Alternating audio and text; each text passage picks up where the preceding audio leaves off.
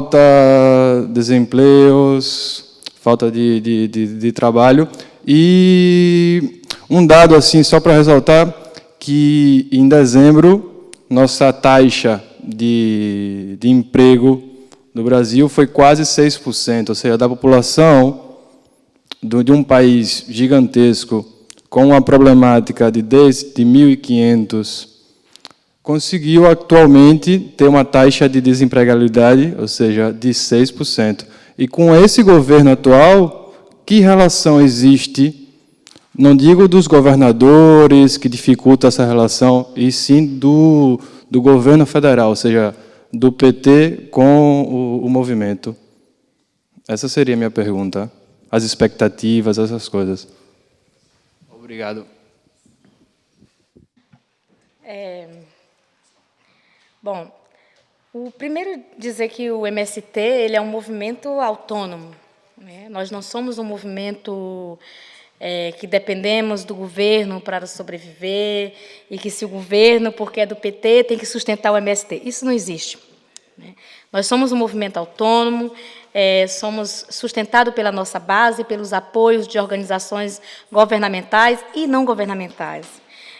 Temos projetos com o governo atual, no caso da ATE, que eu falei, assim, já coloquei, né, até um projeto de assistência técnica, porém o governo está 4 meses sem pagar, mas é um projeto com o governo. Mas não dependemos do governo. E a nossa relação com o governo, né, atual, ela se dá de uma forma... Bom, nós temos críticas ao governo, nós fazemos crítica, se for preciso nós ir para a rua, nós vamos contra, se for para ser contra o governo, nós vamos. Mas também se for para defender o governo, nós também vamos para a rua. Porque a gente reconhece que o PT, ele está no governo, mas ele não tem o poder. Há uma diferença entre estar no governo, né, administrar aquilo que é do Estado, e há diferença entre ter o poder. Quem tem o poder no Brasil? É o agronegócio, é as empresas privadas, é o capital, é o Estado que dita as leis e as regras.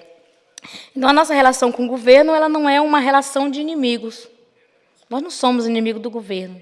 Nós apoiamos o governo, porém, este governo não tem feito o papel que é para fazer. A reforma agrária, por exemplo, ela está fora da pauta do governo. A gente sabe, temos isso claramente. E vamos para a rua cobrar. Esse é o nosso papel enquanto movimento social, né? Então, com o Lula, né, o Lula foi fundador do PT, fundador do MST, a gente tem uma relação boa com ele, inclusive, se for relação pessoal de movimento com a pessoa. Esteve agora na festa de comemoração dos 10 anos da Florestan Fernandes, da Escola Nacional. Com a Dilma, a gente mantém a mesma relação. A gente dialoga, né, chamamos o governo para a conversa. Nem sempre, há momentos em que a gente consegue sentar, pautar, reivindicar nossa pauta, e é lógico, aquilo que a gente reivindica nem sempre é cumprido pelo governo. Né? Compreendemos isso claramente. Né? Assim, são 12 anos do governo do PT, num país onde eu trouxe um monte de coisas que eu coloquei, como é que se dá a pobreza, por que gera pobreza. Né? Um país onde o capital, cada dia mais, ele age de uma forma agressiva, né? E que, inclusive, o capital também não depende muito do governo, né? Se ele quiser dar um golpe no governo, ele dá. Agora mesmo, a Dilma, o governo do Brasil, está passando por um momento muito difícil, né? E todos sabem que o MST foi para a rua fazer campanha para o Lula, lá em 2002, fomos para a rua agora fazer campanha para a Dilma, porque nós estávamos perdendo a eleição para o PSDB. O PSDB, a gente teve 8 anos do governo do PSDB, né, no Brasil, e temos estados que são governados há séculos pelo PSDB, e é um governo ditatorial, um governo neoliberal. A gente conhece. E o golpe, a perda de Dilma para esse governo, bom, aquilo que já foi conquistado até hoje pelos trabalhadores, a gente pode, inclusive, perder. né? Porque o governo neoliberal ele não garante as mesmas políticas, né? As formas de governar é outra. Então, quando nós fomos para as eleições de Dilma, defender Dilma no segundo turno e no primeiro turno, a gente tinha claro, bom, não é o governo que nós sonhamos que vai fazer a reforma agrária, a transformação da sociedade, vai romper com o capital, mas é o governo que minimamente tirou 60 milhões de pessoas da extrema pobreza. Isso o MST reconhece e apoiamos. Então, nós temos uma relação de aliados. Nós somos um aliado político do governo, sim. Né? E, lógico, que poderia dizer como é que você poderia deixar claro para os outros entenderem? Que essa relação de apoiar o governo nesse momento não significa dizer que a gente não enxerga os descasos do governo com o país. A gente, inclusive, critica, e nossas críticas são sinceras e para o governo, e a gente faz para o próprio governo, isso não está certo, isso não está correto, não tem que ser assim, tem que ser assim. Né? Mas também a gente compreende, nós temos essa compreensão. O PT está no poder, no governo, mas não está no poder. E a gente precisa compreender isso para compreender o momento histórico em que a gente vive, para não dar uma rasteira, inclusive, nos pobres. Né?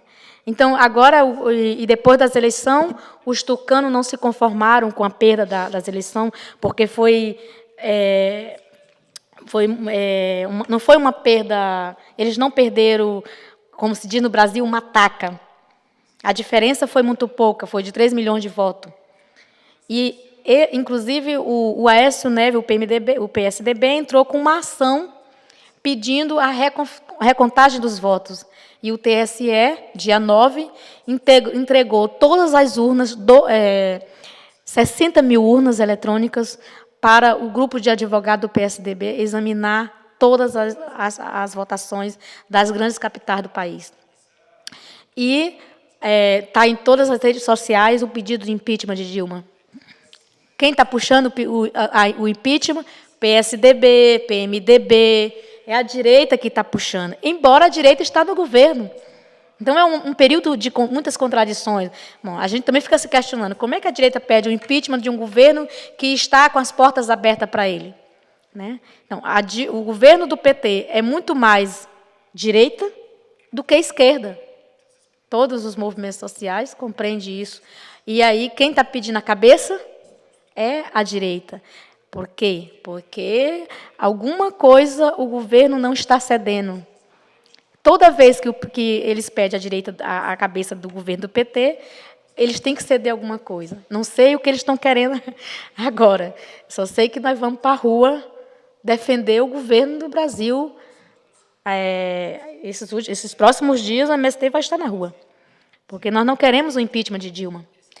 Bom, e nós sabemos quem é que vai assumir o Brasil se Dilma cair. Né? O PSDB está aí ativo. Bem, não sei se consegui responder, se fui clara com a tua pergunta.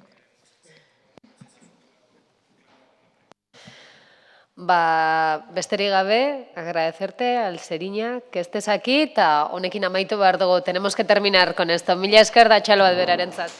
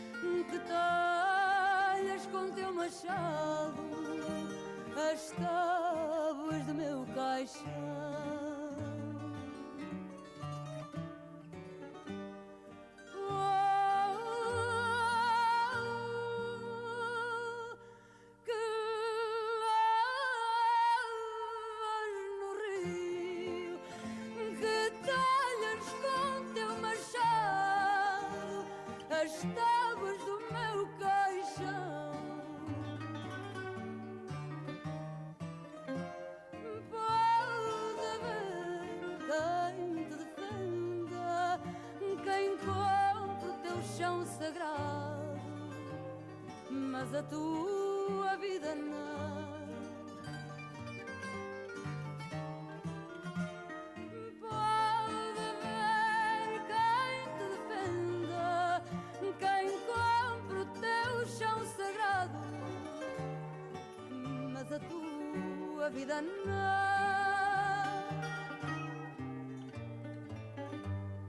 Fui ter à mesa redonda, beber em malga que esconda o beijo de mão em mão. Fui ter à mesa redonda, beber em malga que esconda o beijo de mão em mão.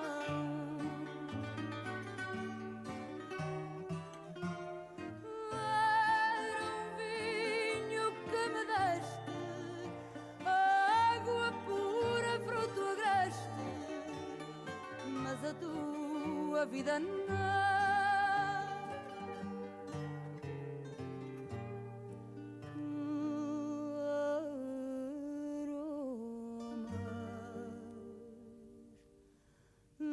Dores e de lama, dormi com eles na cama, tive a mesma condição.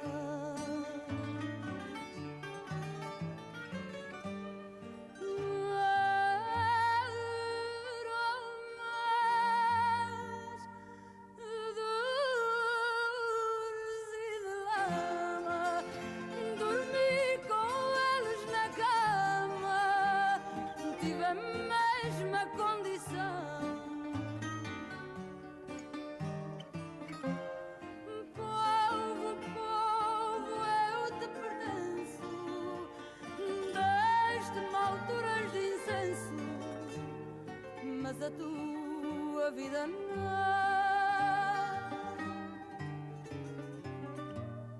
Povo que lavas no rio, que talhas com teu machado as tábuas do meu caixão. Povo que lavas no rio, que talhas com teu machado as tábuas do meu caixão.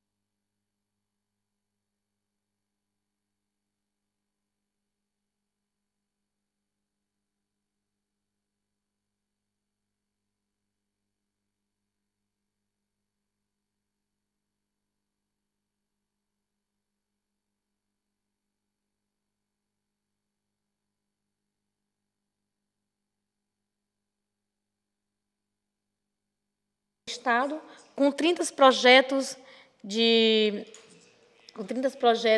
exploração do Estado, de geração de recurso, de riqueza para o capital. Esses projetos há projetos que são públicos e privados, né?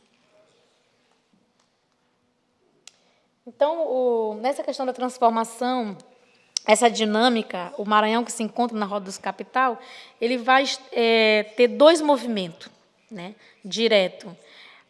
O primeiro movimento é o polo industrial, na questão das hidrelétricas, das fábricas de papel e celulose com plantio de eucaliptos, a questão da mineração, a questão do carvão, a questão do óleo diesel, né? E vão ter a outra frente, que é o agronegócio com a produção de grãos e pecuária, né? Que aí você vai ter a soja, o milho, o arroz em grande escala também, a pecuária, que é a produção de gados, né, de vaca, como vocês conhecem, de caprinos, de ovino, mas todo esse projeto ele vai desembocar na questão da exportação. Nada é para o consumo interno do Brasil ou do Estado. É tudo para gerar riqueza. Bom, aqui eu vou trazer umas fotos que vai minimamente mostrar aquilo do mapa, né? Como é que está o polo industrial? Aqui é a Vale do Rio Doce, com a questão da rodovia Ferros-Carajás. Então, esse trem, ele sai todos os dias, tem um trem que sai de São Luís, do porto do Itarqui, lá do estado do Maranhão, que é uma foto que fica ao lado, é o grande posto de exportação, que é usado para exportação, e vai para Marabá, né, e deixar o minério. Né? Aqui é a forma de escoar um minério. E essa área toda que vocês estão vendo abaixo dessas duas fotos em cima da Vale é uma área que está sendo utilizada pela própria Vale, próximo ao posto Itarqui, da questão da extração do minério. Aqui é um outro polo industrial, que a gente chama de CLA, que é a base nuclear de Alcântara, né? É uma área experimental para soltar foguetes, né, dos Estados Unidos. Inclusive, é um pedaço dos Estados Unidos no Maranhão. A gente sempre diz isso, né? Porque os maranhenses não têm acesso. Então, as pessoas, para entrar na base, estudantes, pesquisadores, é muito difícil, a burocracia é muito grande. E ali, ao redor da base, não mora, não pode, a 30 metros da base, não pode ter habitações, né, não pode ter casas. Então, é uma área privada que só circula as pessoas que trabalham lá, nessa região.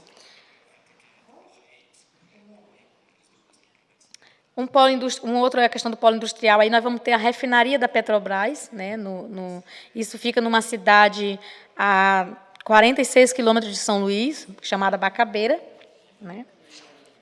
Onde a ideia da refinaria. E essa refinaria, ela tem uma história, porque assim, desde 2006 que ela vem para ser implantada, e até hoje só tem sido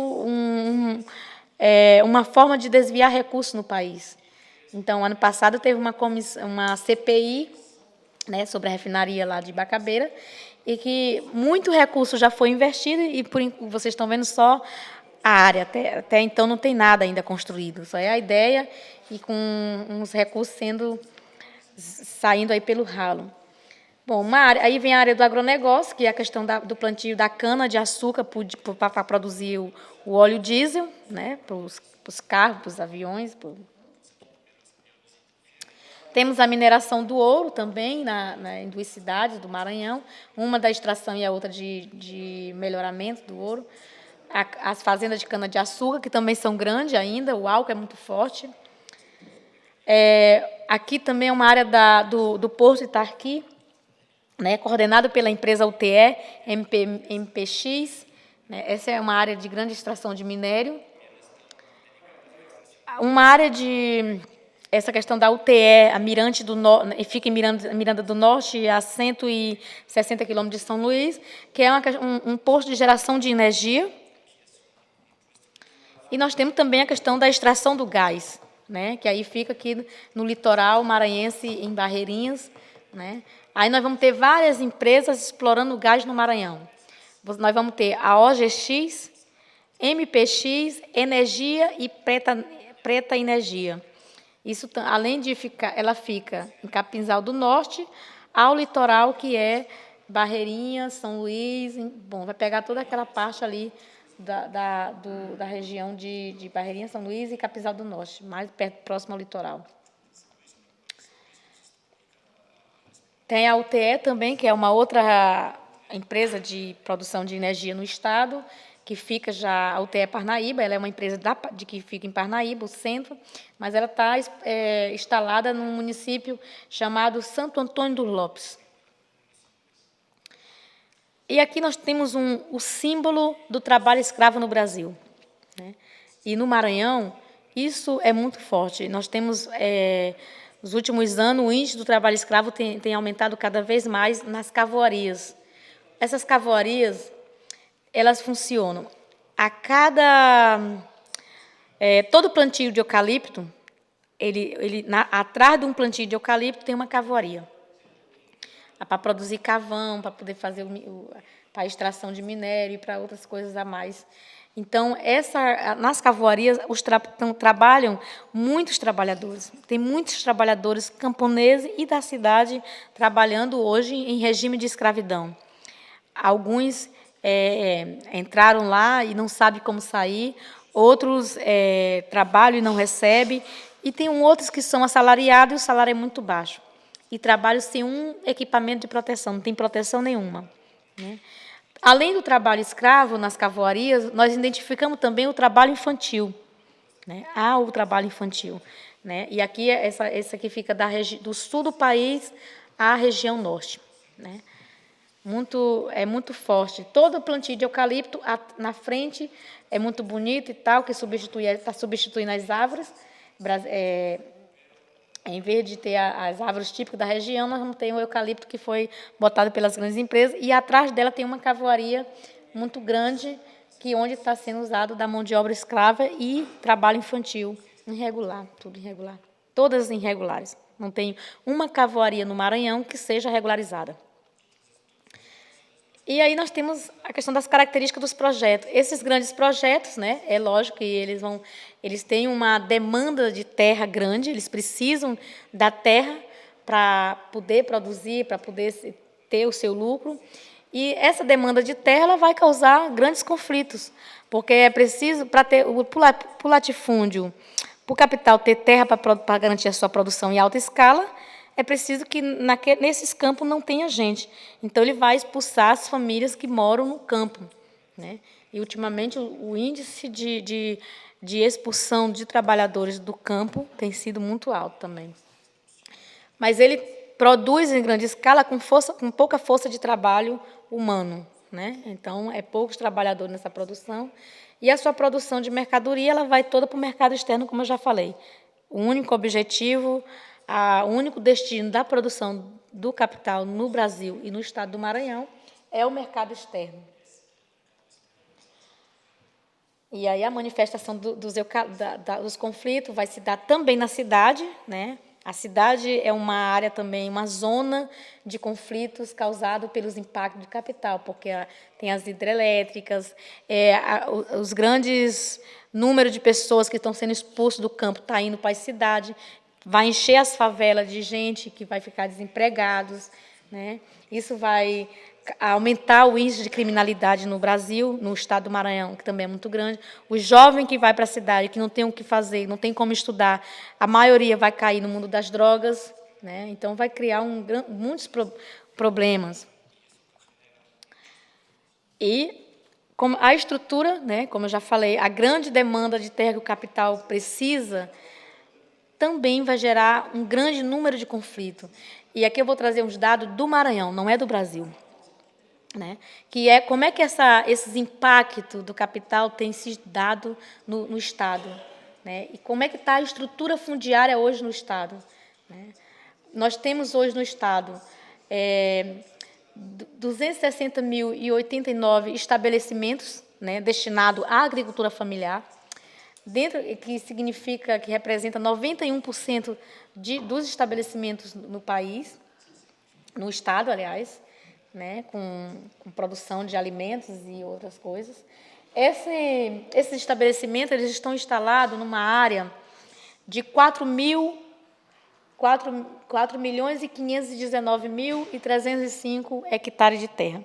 Essa é a terra que é ocupada hoje pela agricultura familiar, pelos camponeses, que representa 34,80% de toda a terra no estado do Maranhão, que está na mão dos camponeses, onde eles estão produzindo seus alimentos para o seu consumo interno, né, e externo, porque dessa produção, da produção que é gerada nesses estabelecimentos, é que chega na mesa dos urbanos, tanto os trabalhadores, como até da própria burguesia. É daqui que ela se sustenta, daqui que ela come, né?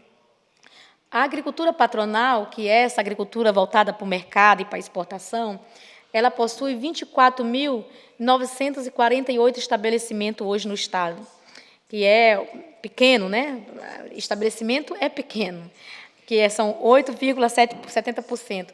No entanto, ela ocupa uma área de terra maior, que chega a 8.472.143 hectares de terra, ou seja, é o dobro da terra que os agricultores utilizam para a produção da agricultura camponesa.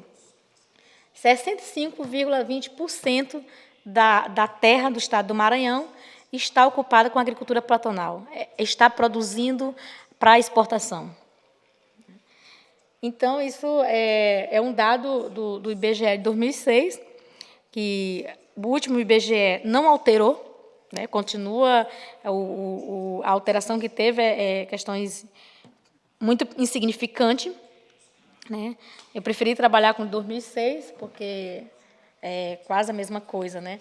Mas é só para a gente perceber como é que está a questão da exportação, né? Como é que o capital, como é que se dá, quanto de terra o capital tem na sua mão hoje, né? E qual é a terra que está destinada para a agricultura familiar, para os trabalhadores. E aí ainda dizem, assim, há um discurso no próprio governo de que no Brasil já foi feita a reforma agrária, não precisa mais de movimentos sociais para fazer luta pela terra, porque a propriedade privada já foi resolvida. Os dados só de um estado, que é um dos estados mais pobres do país, diz ao contrário. Aqui eu tenho um dado de 2006 a 2013, que são os conflitos no campo. Aqui é conflito dos trabalhadores com o latifúndio, né, com as empresas privadas, né, com todos aqueles grandes projetos que se apresentaram, das hidrelétricas ao ouro, ao carvão, geram vários tipos de conflito, bota muitas famílias em situações de risco. Então, em 2006, nós tínhamos no Maranhão 66 áreas de conflito, ou seja, 66 comunidades que enfrentavam diretamente o latifúndio, né? Na luta pela terra, que é um dado de disputa pela terra. Dessas 66 comunidades, nós tínhamos 3.941 famílias que viviam em situações de conflitos, de ameaças, de morte, né? Eu não vou ler todo, mas porque dá para visualizar. Mas vou ler o último, que é de 2013, que nós pulamos de 2006 para 2013. 2006 nós só tinha 66. Em 2013, nós chegamos com 175 conflitos, áreas de conflito, comunidades rurais que estão em conflito com o latifúndio. Isso vai dar um total de 390 mil famílias e uma pessoa que vive hoje em situação de conflito no estado do Maranhão. Ou seja, com a soja, ou seja, com o eucalipto, ou seja, com a pecuária, ou seja, com a mineração. Esses trabalhadores estão em situações de risco, como a gente diz, né? Muito difícil a situação deles. Aqui não temos esses dados, nós não temos famílias assentadas, só temos e não é um dado só do MST, é um dado, inclusive, coletado pela CPT, né, que é pela Comissão Pastoral da Terra, que todo ano no estado do Maranhão a CPT registra a quantidade de áreas que estão em conflitos. Aqui são apenas as comunidades que chegaram até para a CPT e contaram as suas situações. Claro que nós temos comunidades que não estão aqui, né? Faltam os indígenas, faltam os quilombolas, né? Aqui são poceiros, né? Porque no Maranhão tem vários, nós temos os povos indígenas, os quilombolas, temos os poceiros, né? E todo esse confronto contra o capital, ele exige que haja cada vez mais lutas populares no país, no Brasil, né, no Maranhão. Nós temos feito nos últimos anos, desde a gênese do MST, e não só do MST, todos os movimentos sociais, ele tem travado uma luta árdua pela terra, né? Então, nós temos desenvolvido muitas ocupações, muitas mobilizações em defesa da propriedade da terra, né? A gente quer que a propriedade da terra a terra deixe de ser uma propriedade privada e passe a ser um bem comum. Faça com que os trabalhadores, aqueles dados lá de 175 comunidades que vivem em conflitos, eles querem a terra, né? Então, é preciso que aqueles dados eles deixem de existir, que a terra seja, de fato, daquelas famílias que já estão lá, que moram lá e que estão sendo expulsas das suas terras pelo capital, né, pelo latifúndio.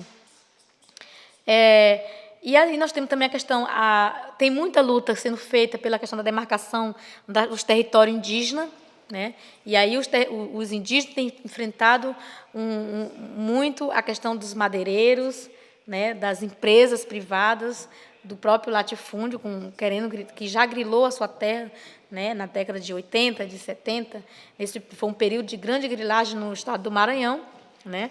E a gente tem eu creio que uns 45% das terras do Maranhão são griladas, né?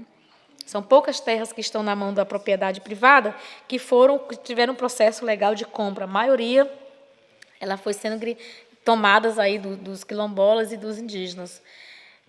Há também uma luta em defesa da demarcação do território quilombola, né? E aí, dentro dos territórios quilombola, estão as fazendas de soja e a cana e a pecuária, né? Então, os quilombolas, né, têm travado uma luta árdua nos últimos anos pela demarcação do terra quilombola. Existe já uma lei do direito aos quilombos, né? O direito à terra, o direito ao retorno. Bom, porém, assim, está na lei, mas não está garantido na prática, né? Há uma diferença grande do que acontece com o que está escrito na lei e do que acontece no dia a dia, de fato, no concreto, né? E a questão do direito ao extrativismo, né? Então, tem a população que vive da pesca, da caça, do coco, babaçu, que está sendo extinta, que está perdendo o seu território. Há uma luta pelo direito ao extrativismo para que essas famílias que vivem nesses territórios, nessas regiões, eles tenham o direito, sim, de extrair, de produzir, né, de instalar. E também tem a questão dos reassentamentos, né? O que é essa história dos reassentamentos? Nós temos casos de assentamento que vêm sendo despejados, né? Porque a forma que o governo compra a terra ele paga mediante parcelas, ele não paga a terra toda de uma vez quando ele faz um processo de desapropriação, né? Ele vai pagando aos poucos. E aí, nessa questão do projeto, se o capital tem interesse numa área do assentamento, ele entra com um processo, né? E automaticamente eles conseguem o despejo. No entanto, a gente tem tentado resistir, né? Nós já tivemos casos no Brasil, no sul, de assentamentos que foram sendo despejados. Tivemos um caso no Maranhão, recentemente, né? E que ainda estamos lá, dizendo que não vamos sair, né? Tem caso também dos indígenas também que estão saindo das suas terras, que estão sendo despejados, porque é uma área de interesse do capital, principalmente na região do gás, né? Onde está a extração do gás. Enfim, ou seja, os territórios que já foram conquistados até aqui, os que estão sendo disputados, o governo está mandando, e aí é o governo que está agindo diretamente, está mandando despejar.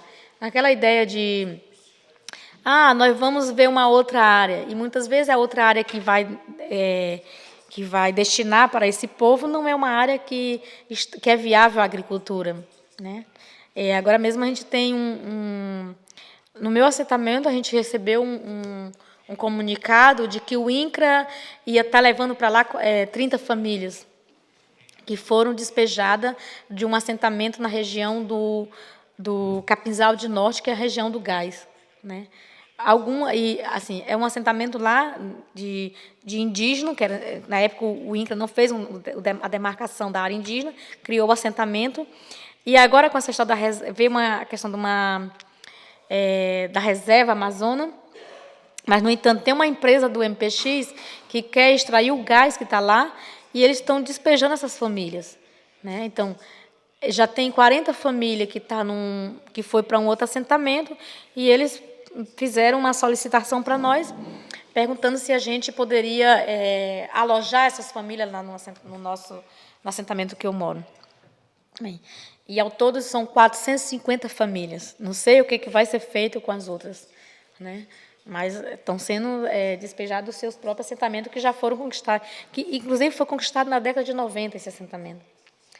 Bom, as mobilizações, a gente tem tanto o MST como os quilombolas, indígenas, movimentos urbanos, a gente tem desenvolvido ações conjuntas, né? E aí a foto mostra que nós somos todos sem terras, né? E somos todos indígenas, E também somos todos quilombola, né?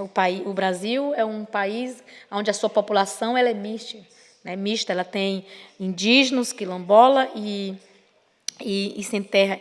E o sangue que corre na veia de um corre na veia dos outros, né? Bom, então, as lutas que têm acontecido, o Estado ele tem criado as suas formas de repressão contra essa luta. Como é que ele vem tentando controlar? Né? E aí eles têm usado a manipulação das informações. Então, a ocupação de terra, quando a gente faz uma ocupação, a mídia divulga como um ato de vandalismo. Né? E se alguém vai preso nesse ato de ocupação, ele vai responder por crime hediondo, ele vai responder por formação de quadrilha, por contrabando. Bom, a gente é taxado de muita coisa, né? Das piores coisas possíveis. E essa manipulação de informações ela é muito distorcido daquilo que acontece na prática, na realidade. Nós não temos a prática de depredar prédios públicos. As fazendas, quando a gente ocupa, a gente não depreda as sedes. Né? Muito pelo contrário, porque ali a gente já vê como um espaço que pode servir para formação, para reunião, como um centro de apoio. E aí, quando vai para a mídia, os sem terra destruíram a fazenda, quebraram as sedes, mataram os bois. E assim vai fazendo com que passar a ideia de que nós somos um movimento de vândalo, né, de baderneiro, na ideia de botar a sociedade contra o movimento. Não só contra, isso não acontece só com o MST. Isso acontece com o MST, com os indígenas, com os quilombolas, com os movimentos urbanos, né, quando faz as ocupações de terrenos urbanos e de prédios urbanos que estão lá abandonados. Né? Quando os movimentos urbanos fazem essas ações, eles são taxados também de bando de marginais, né? De formadores de quadrilha, enfim. E nós temos sofrido a questão da criminalização dos movimentos sociais. Isso, de 2009 para cá, tem se intensificado cada vez mais. Há um processo de criminalidade dos movimentos, né? Então, essa criminalização... Nós, do MST, nós não somos um movimento legal. Né? Dentro da lei, nós não existe. Né? O MST, ninguém consegue prender porque ele não existe. Ninguém consegue barrar porque, ele teoricamente, ele não existe. Ele existe ideologicamente. Né? O que existe são as pessoas que entram no MST. Por exemplo, eu tenho um nome, eu sou uma pessoa. Né? Mas não há nada que me ligue ao MST e que comprove legalmente de que o MST é um movimento legal. Não é. Né? O movimento inclusive, ele não é registrado em nenhum lugar. Né? Então, dentro da questão da desobediência civil, até o nome MST já diz que é um ato de desobediência, porque nós não somos legalizados. Né? Nós não somos registrados em lugar nenhum. Não temos registro, né, legais, como quando a gente funda um sindicato, uma associação, uma cooperativa, né, o MST não está dentro da lei. Porém, faz ações dentro da lei. Nós somos um movimento que respeitamos a lei também. Né? Nós só queremos que ela seja cumprida. Respeitamos ao ponto de dizer, não, nós queremos que o que foi construído, o que foi escrito, o que foi debatido e pelos congressos, pelos trabalhadores também, seja garantido na prática a efetivação. Então, esse processo de criminalidade, né, tem levado muita gente para a prisão. Porque qual é a tática que eles estão utilizando? Bom, já que o MST não é um movimento legal, não está na lei, então a gente vai utilizar das cooperativas que o movimento tem. Né? E aí vem as perseguições às cooperativas, às associações, algum sindicato que a gente está ligado. E aí eles vêm tentando encontrar. E quando a gente é pego, como eu já coloquei antes, se a gente for pego num processo de ocupação ou de mobilização, a gente está ferrado. Né? A gente responde processo para o resto da vida. Nós temos pessoas da direção do MST que já têm de 3 a 4 processos. Né? E nós tivemos, recentemente, 2 companheiros no estado de São Paulo, do Paraná, que foram presos e passaram 6 meses presos. Né? porque foram presos no ato de uma ocupação de terra. Então, tem sido muito forte isso. Bom, dentro desse Estado burguês, desse Estado mínimo e desse Estado que produz para exportação, as ações que o movimento tem feito têm também desencadeado algumas conquistas, né? E aqui eu trago algumas dessas conquistas que a gente tem conquistado durante esses 30 anos de luta e de existência do movimento. Uma dessas conquistas que eu colocaria é a questão da produção. O movimento tem dado, sim, um avanço dentro da questão da produção. E aí nós temos cooperativas no Sul, né, no estado do Sul, no estado de São Paulo, no estado de Minas Gerais, no Paraná, né, que já consegue produzir para comercializar, né, além do seu consumo, os assentados conseguem, organizado na cooperativa, consegue vender no mercado local do município e do estado, né. No Maranhão ainda é um desafio. Nós ainda produzimos apenas para o consumo, né? Porque o Maranhão é o estado mais pobre e tudo é mais difícil no estado nosso. Uma outra conquista que o movimento considera importante durante esse processo de luta é a questão da formação política. E aí nós temos centro de formações e nós temos a nossa escola nacional, que a burguesia chama de Universidade dos Sem Terra, né? Mas nós temos a escola nacional, ela fica em São Paulo. Foi uma construção dos trabalhadores, não só do MST, mas da Via Campesina, com doações de todo o mundo, né? Então, inclusive daqui da Espanha, ontem eu estava com um grupo de pessoas que contribuíram diretamente, financeiramente, para a construção da escola Florestan Fernandes, né? E isso nos dá uma satisfação muito grande quando você encontra uma pessoa que diz, olha, aquilo que vocês construíram lá, eu contribuí, né? É um gesto de solidariedade e, para nós, passa uma mensagem de que vale a pena lutar, vale a pena enfrentar o capital, né? Porque a luta ela é internacional e a solidariedade também é internacional entre as classes trabalhadoras. Aí nós temos a Florestan Fernandes, nós temos em cada estado ele tem o seu centro de formação política e os assentamentos também adotaram as casas. Não é um centro, mas ele tem um espaço aonde eles se reúnem para estudar, né? E eles não estudam só o jornal do MST. O jornal do MST, o que está acontecendo no mundo, eles compram os jornais do Globo, e alguns a gente orienta quais são os jornais que falam das lutas, né? E eles compram e vão estudar tema que está na atualidade, né? Para eles também estar de acordo para compreender como é que o capital vai se desenhando, a gente precisa estudar também, né? Nós temos também a questão da mini-indústria, né? Algumas, nessa questão das lutas e aí dizer, nós não somos contra a tecnologia, nós somos contra a forma como a tecnologia é usada, né? A forma como ela é privatizada. Mas a tecnologia ela tem que ser um acesso de todos, inclusive as que trabalham com a produção, né? Tem que estar ligada, os trabalhadores têm que ter acesso a elas para poder melhorar a sua produção. Claro que não com a questão do agrotóxico, eles têm que ter a tecnologia e produzir sem agrotóxicos, com alimentos saudáveis para sustentar a humanidade. Nós temos também conquistado, o que eu já coloquei anteriormente, que foi o Pronera, né? E mais tarde, nessa questão do Pronera, nós construímos uma proposta de educação para os camponeses, que é a educação do campo, né? Então, durante esses 30 anos, o MST conseguiu construir, né?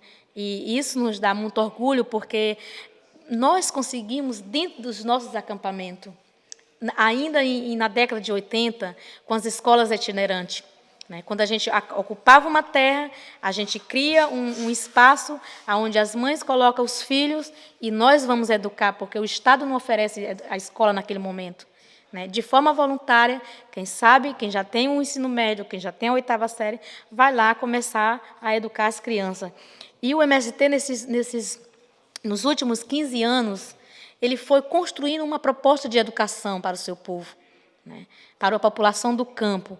Aqui está inserida, hoje nós temos os quilombolas, indígenas, toda a categoria trabalhadora, a classe trabalhadora, ela se sente, e o que é mais gratificante é que ela se sente contemplada pela proposta de educação do campo, que foi uma construção dos movimentos sociais, né? Nós puxamos e todos os movimentos sociais vieram e acharam, bom, vamos construindo isso. E nós estamos hoje, começamos com a turma de escolas itinerantes, depois fomos para as ações com o Estado, com as turmas de alfabetização, porque quando a gente faz uma ocupação de terra, nós temos um índice de analfabeto muito grande no estado do Maranhão. No Brasil, no Maranhão chega a 64% da população maranhense ainda é analfabeta.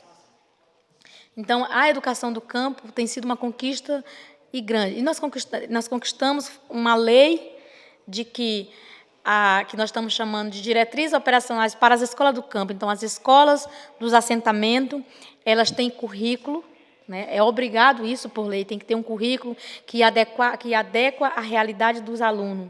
E ela tem propostas pedagógicas, né? Na lei diz, toda escola do campo hoje tem que ter um PPP, que é o Projeto Político Pedagógico. Porém, é um desafio para nós, conquistamos a lei, mas o nosso desafio maior é fazer com que essas escolas passem a ter esse currículo integrado da interdisciplinaridade dentro das escolas, principalmente as escolas dos assentamentos. Uma outra conquista na educação do campo que a gente teve foi o decreto 5.723, que é o decreto que institucionaliza a educação do campo como política pública, e o PRONERA, que é o Programa Nacional de Reforma Agrária. Então, até 2010, era apenas programas. Agora é uma política de Estado. O Estado ele é obrigado a oferecer, né? Qual é o desafio do MST? É garantir com que essa política pública seja efetivada no campo, porque existe a lei, mas os municípios ainda não conseguem, não implementam, né? Nós temos municípios que nem falam em educação do campo ainda. Então, nós temos uma tarefa árdua aí, né, dos movimentos sociais também, que é de estar discutindo com esses municípios, coordenação, como é que nós queremos a escola. Está aqui a lei, garanta, tem que ser, não é mais programa, porque o programa não é obrigatório, a lei sim. Nós temos a questão uma outra conquista que a gente teve foi, a gente vem tendo, isso é temporário, não é, infelizmente, acontece em forma de contrato, em forma de convênio, é a assistência técnica, né, para os assentamentos. Então, a assistência técnica ela ainda é muito precária no Maranhão, né, e no Brasil também. Porém, nós conquistamos a assistência técnica por via de chamada pública. Na nossa cooperativa, ela concorreu uma chamada pública a nível de Estado, né? E aí nós articulamos a nível de Brasil para todas as cooperativas do MST para concorrer a essa chamada pública, que teve em todos os estados.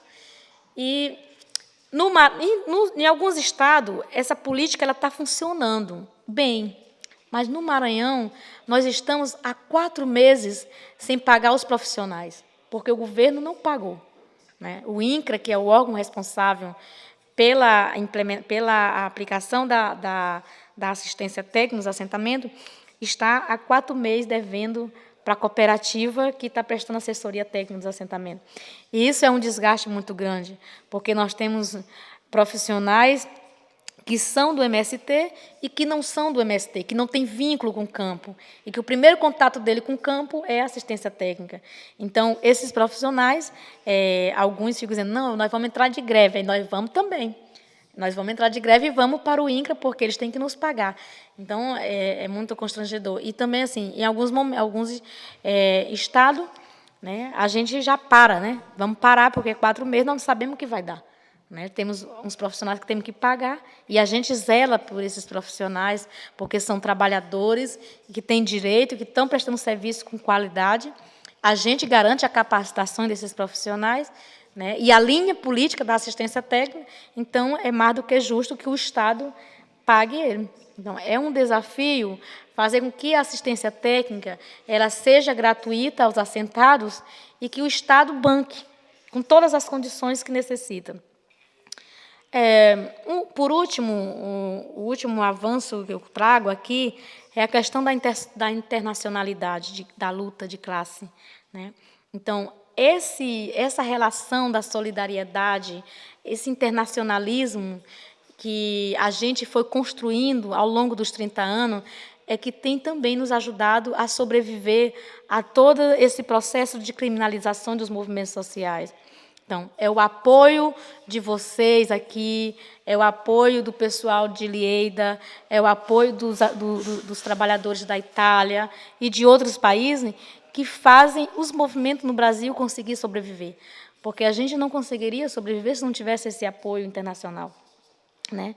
E aí, apoio ele vai se dar em vários sentidos, seja financeiro, seja um apoio de um texto escrito. No momento de repressão, no momento que nós temos um dirigente preso, a gente recebe várias manifestações de organizações importantes no país e no mundo, dizendo, opa, espera lá, inclusive pressionando o Estado para que o governo atue sobre essa ação, né? Não faça, reveja as suas tomadas de decisões. Então, a gente considera que o internacionalismo ele tem sido uma conquista e a gente tem zelado muito por isso. E a gente até diz, né? Onde tem um trabalhador no mundo que está sendo pisado, massacrado pelo capital, o MST está lá. A classe trabalhadora do mundo tem que estar junta. Os movimentos sociais, as forças populares sociais, têm que estar atenta. Seja em qualquer parte do mundo que tiver um trabalhador sendo oprimido, seja urbano, seja do campo, pelo capital, nós temos que reagir, né? E essa opressão ela vai se dar não só na questão física, ela se dá também no psicológico. Ela se dá também quando os filhos dos camponeses ou dos trabalhadores da cidade caem no mundo da criminalidade, da marginalidade, né? Das drogas, dos vícios. As filhas caem no mundo das prostituições. Tudo isso é causado pela questão da pobreza, das mazelas que o capital cria em torno das pessoas. Então, a gente precisa estar atento a essas ações. E, já para terminar, trago um pouco dos nossos desafios, e que não estão todos, porque os nossos desafios é tudo aquilo que eu já trago desde o início da apresentação, aquelas fotos de como o capital vem se dando no país e no mundo, como é que ele age das empresas, tanto da propriedade privada da terra, como a questão da exploração da força de trabalho. O desafio que o MST tem é de continuar a luta em defesa da propriedade privada, da propriedade da terra. Nós precisamos continuar com as ocupações de terra, porque ainda há muito latifúndio no Brasil. Ainda há muita terra concentrada na mão dos bancos, das empresas privadas, né, do agronegócio, ou seja, está na mão de poucos, enquanto a maioria da população está aí passando necessidade, passando fome, né? Continuar com as nossas marchas, né, que é o que dá visibilidade também à nossa organização e que dialoga com a sociedade, e as outras formas de luta pela escola, pela saúde, né? Nem todos os assentamentos e acampamentos do MST têm escola, têm estrada, têm água. Nós temos assentamento de 15 anos que não tem água. Nós temos assentamento que tem 18 anos e não tem uma escola, né?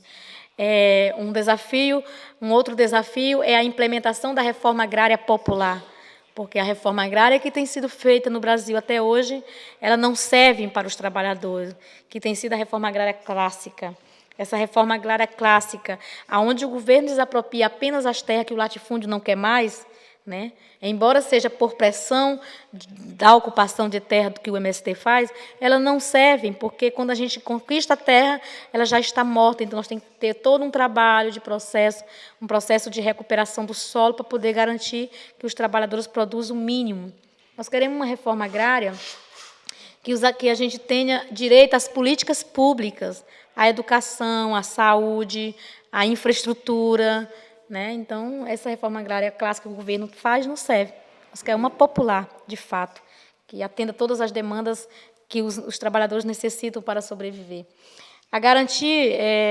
Um outro desafio é a garantia da produção de alimentos agroecológicos, né, sem o uso de agrotóxicos. E, claro, com o uso das tecnologias. Então, a gente precisa garantir que nossos trabalhadores eles também têm acesso a essa tecnologia, porque ela ajuda na hora de manusear, de preparar a terra, né? Porque a forma que a gente ainda trabalha no campo, ela realmente não tem como se manter por muito tempo. Né? A gente passar o dia todo com uma foice, roçando para poder plantar um pé de arroz, não pode. Enquanto já existe tecnologias avançadas que você pode, em 1 hora, aradar 1 hectare de terra, né, para produzir milhares de quilos de arroz. Aí, na questão da educação, um outro desafio grande que o MST tem é a implementação da política pública de educação do campo.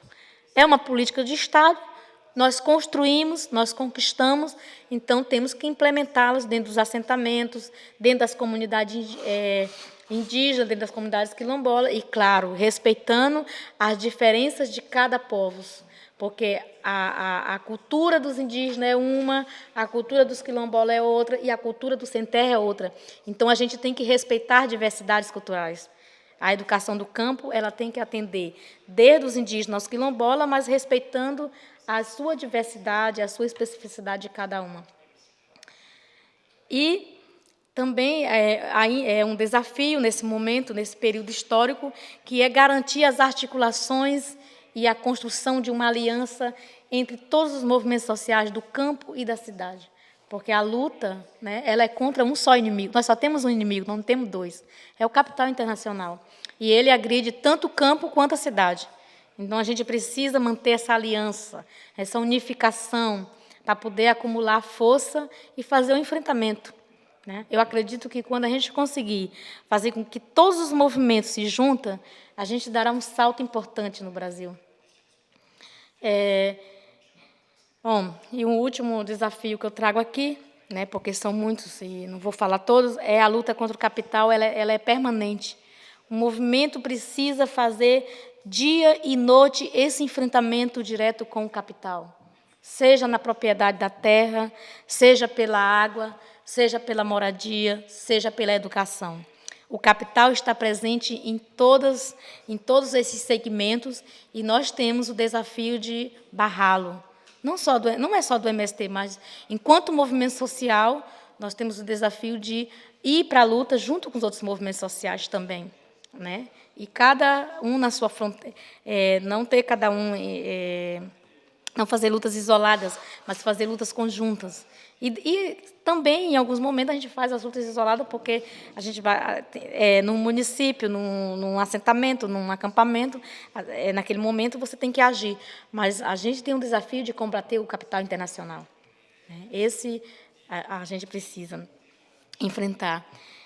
E, fechando aqui, que é muita coisa para dizer, o nosso lema do nosso último congresso, que foi definido em Brasília, agora em 2014, em fevereiro, nós conseguimos fazer o 6º Congresso Nacional do MST.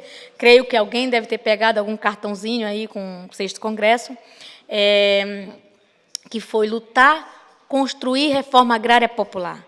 Então, o MST precisa continuar a luta pela terra, pela reforma agrária, pela vida. E nós precisamos construir, né, na prática, a reforma agrária popular que a gente vem discussando há anos e que a gente até então não temos conseguido ainda.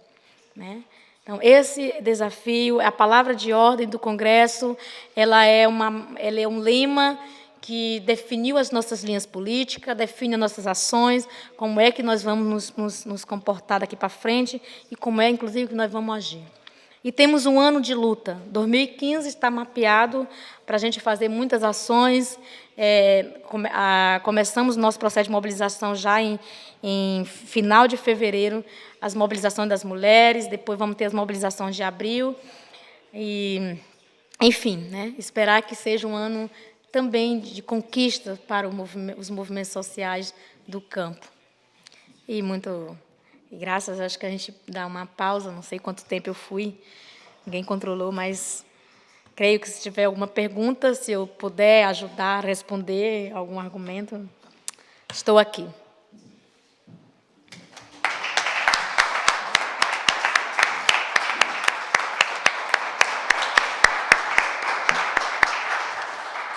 Bueno, galderen txanda edo labur xamarra izango da. Como ella ha dicho, bueno, se ha alargado, pero yo al menos me ha parecido una explicación muy buena, con lo cual te lo agradezco. Galderaren bat, ¿alguna pregunta, comentario, aportación? ¿Bai? ¿Baten bat? Mira qué bien lo has explicado todo. ¿Bai? Bai, itxoin segundu, eta mikroa.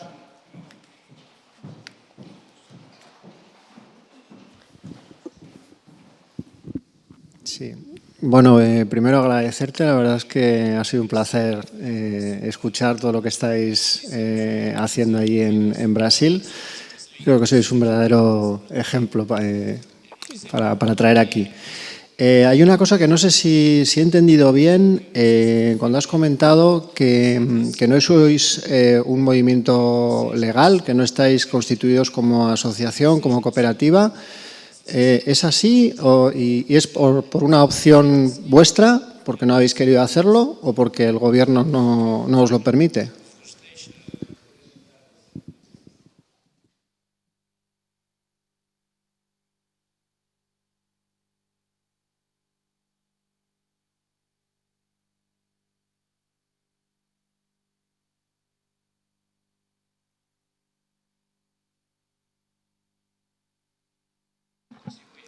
Quando eu digo que o MST não é um movimento legal, é porque a sigla, o nome, Movimento dos Trabalhadores Rurais Sem Terra, MST, não é registrado em nenhum cartório, em nenhum lugar. Né? Porém, nós somos legal porque todo mundo nos conhece. Todo mundo conhece o movimento e legitima, nós somos legítimos perante a sociedade, mas perante a lei nós não temos nada registrado. Eu não saberia dizer se a gente foi desde a sua origem, o MST foi assim. Não nos registramos. Nós não temos um presidente. Nós não temos uma pessoa, nós temos que responde pelo MST, nós temos uma coordenação, uma direção, um coletivo. Bom, não sei se fui clara.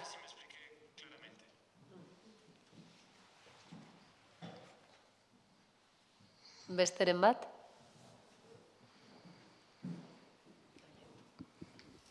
Me gostaria de perguntar-te em português, se pode ou não? Sim? Vai traduzir para você. Que bom.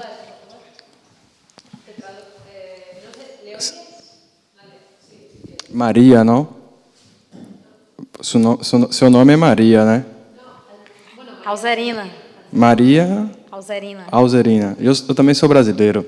E muito obrigado pela conferência, porque é um tema muito amplo também e de um país grande. Perdona se estou falando em português, porque afinal muita gente, eu creio que vão compreender também. E queria perguntar-te muitas coisas, pero em castelhano, muitas coisas. Só que relação você como uma representante do movimento, que relação existe atualmente com o governo do PT? Que seria Dilma Rousseff, né? Nosso cara também queria saudá-la aqui o nome do presidente Luiz Inácio Lula da Silva, que, como você fez uma volta no passado, né, um retorno desde 1500 à atualidade, falou também da ditadura militar e também dos governos corruptos que existiram no país, e o último foi o Fernando Henrique Cardoso, que inflação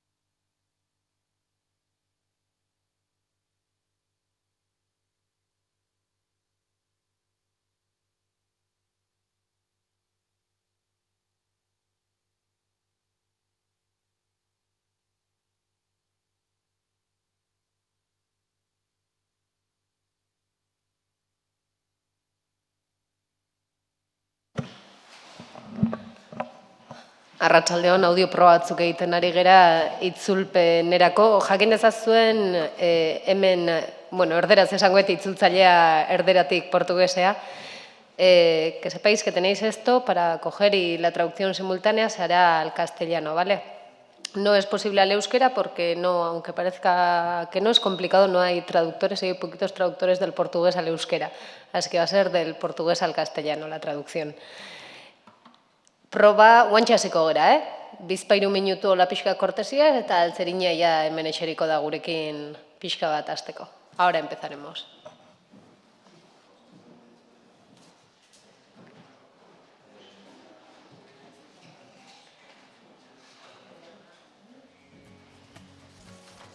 Haizeak jotzen zuen, taustoan erortzen. Herri bakarti aretan, gauak luzeak ta egunak luzeagoak, oraindik ere gehienetan, plazakutsak isilean zabalak kaleak, pasaden mende bateko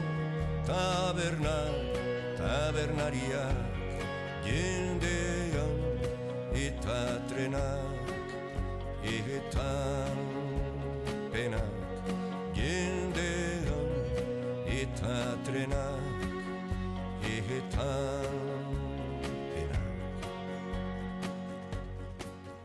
Badoaz ta badatoz ta badoaz, sasisko noriak kaletan, gauak gizarrak promestu biziaren.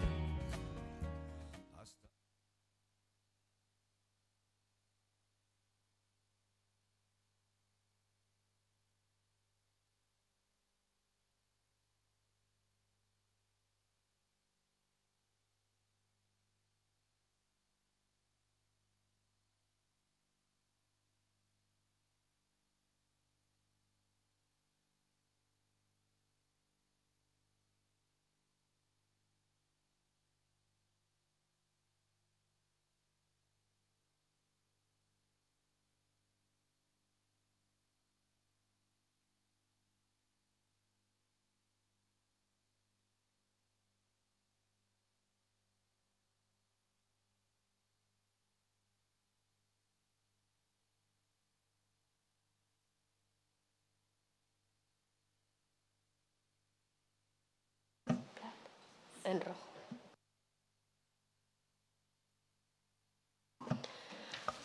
Beno, esan bezala, ona hurbildu zareten guztioi, eta beno, esan gaurkoa dakizuenez, dagoeneko batzuk hemen zaudeten batzuk egon zaretelako beste egunetan ere, hau hemen gauden konferentzi ziklo hau da Donostiako Garapenerako Lankidetzak eta Katakrakek antolatu duen konferentzia ziklo bat, eta hain zuzen ere desobedientzia praktikak guztien ondasunen defentsan da ziklo honen nondik norakoa. Egun hauetan hainbat, lehengo astean eta atzore hainbat gai jorratu ditugu, dirua, ura, internet, eta gaurkoan lurraldeari tokatzen zaio tartea, eta bihar berriz azkenekoa izango dugu osasuna, eta Bartzelonako emakume bat etorriko zaigu, Bartzelonako Hospital de Bellvitgen gertatzen da nondik norakoak azaltzeko, baina gaurkora joango gera. Hoy tenemos con nosotros a Alseriña Carneiro. Ella es brasileña, es del movimiento de los trabajadores rurales Sen Terra, nosotros los conocemos más como el MST. Y bueno, ella, Alseriña, hoy pues viene de Maranhão, que está al norte de Brasil, y allí pues la propiedad de la tierra está especialmente concentrada y la mayor parte de los latifundios está dedicado al monocultivo de la soja, a plantaciones de eucaliptos o a la cría extensiva de ganado. todo ello dentro de la agresiva lógica del agrobusiness. Y como consecuencia de esto, pues es uno de los estados en los que se encuentra un nivel de pobreza más alto entre el campesinado. Alseriña, como miembro y muy activa del MST, del Movimiento Sin Tierra, pues un poquito hoy lo que nos va a explicar es cómo viven la situación. Como bien dice el título que le hemos puesto hoy, es Ocupando el campo, ocupando la ciudad, y un poquito la lucha que llevan, la lucha ya de años que llevan, y bueno, que nos sirva como ejemplo. Decir que ahora ella dará su charla, su conferencia, y después tendremos un turno de preguntas, opiniones, comentarios o aportaciones, lo que queráis. Así que besterik gabe, agradecerle muchísimo a Alseriña que esté aquí, eta Alseriña, tu turno.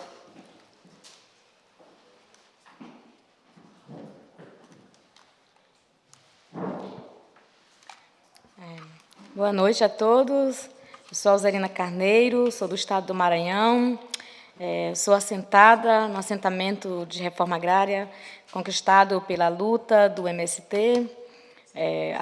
Recentemente me formei em Pedagogia da Terra, então sou pedagoga e estou aqui representando o Movimento dos Trabalhadores Rurais Sem Terra para discutir o tema da desobediência civil, que será tratado nesta noite.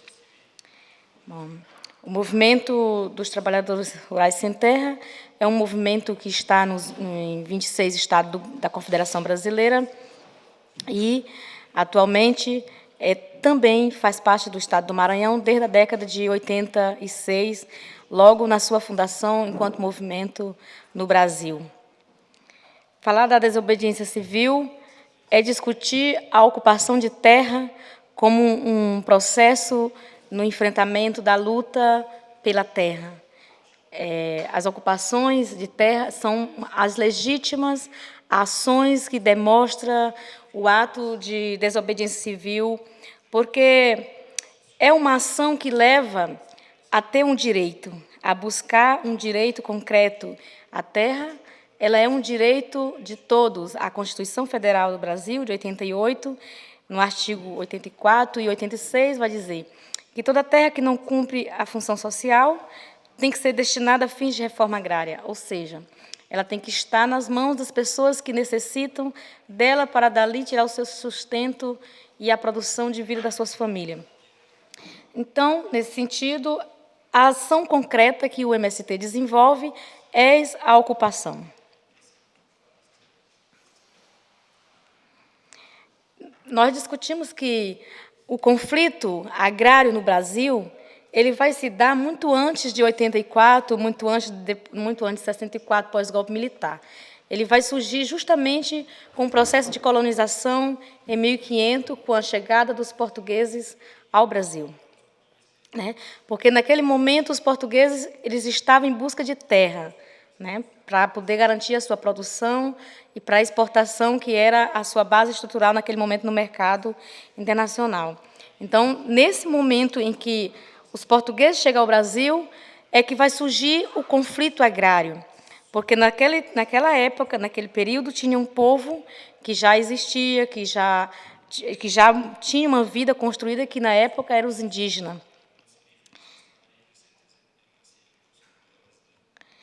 Então, discutir a questão agrária é discutir a formação social da sociedade brasileira. Né? O conflito agrário ele vai se dar nesse momento em que a sociedade brasileira está em formação, ainda em 1500, porque vocês vão, como demonstra as imagens, a chegada dos portugueses no Brasil, a chegada dos franceses, holandeses no Maranhão, em busca de terra para desenvolver um sistema de produção naquele período e que era o seu principal objetivo a exportação.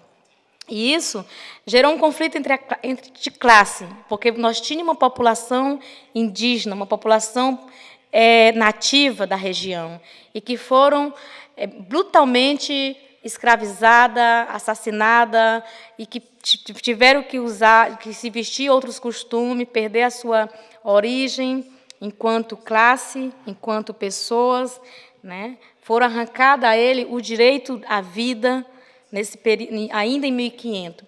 Então, a formação da sociedade brasileira é uma formação conflituosa. A terra era a principal disputa desde o início. os antecedentes históricos, né, no Brasil, a gente tinha que, ainda em 1500, a terra era um bem comum para os indígenas, que era a população residente no Brasil.